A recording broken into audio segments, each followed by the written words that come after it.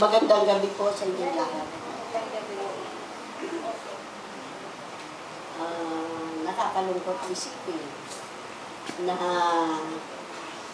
nawala na naman tayo ng isang leader na magbibigay sana ng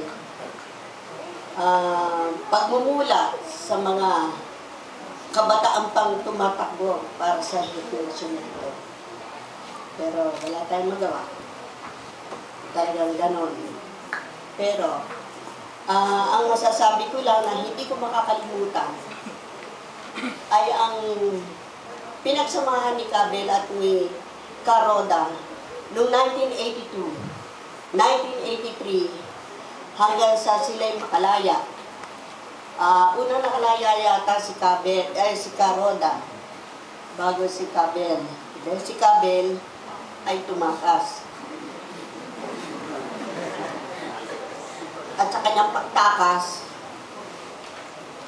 ako yung binalingan ng mga gwardiya. Pero bagamat ako'y nasaktan, masaya ako. Dahil nakalaya yung mahal ko.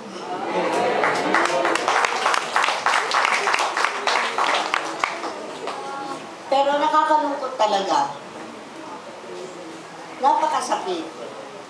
Ang mawala ng hindi lang asawa, yung isang tatay at lolo ng ating pamilya at leader ng mga manggagawa at ng mga tsuper. Napakasakit. Naaalala mo ang kanilang mga ginagawang paninindigan, lalo na nang sila'y dinakip noong 1982-83. Nakita ko ang kanilang paninindigan.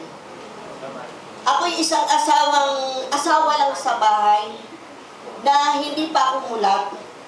Pero nung makita ko ang kanilang pagkakaisa sa loob ng kulungan, doon ako namulat. Nakita ko kung paano ang paninindigan ng mga magkakasama at mga leader.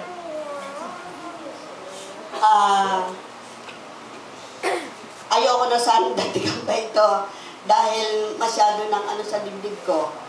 Ang akin lang pong masasabi sana, bagamat siya'y wala na, Caroda, si Cabell, yung mga nagmamahal sa ating mga problema, humaharap sa ating problema, sana may mga magigiting na susunod sa kanila at maninindigan na kaparis din nila sa henerasyon nito. Maraming salamat at magandang gabi sa inyo lahat at tuloy ang laban! Salamat po.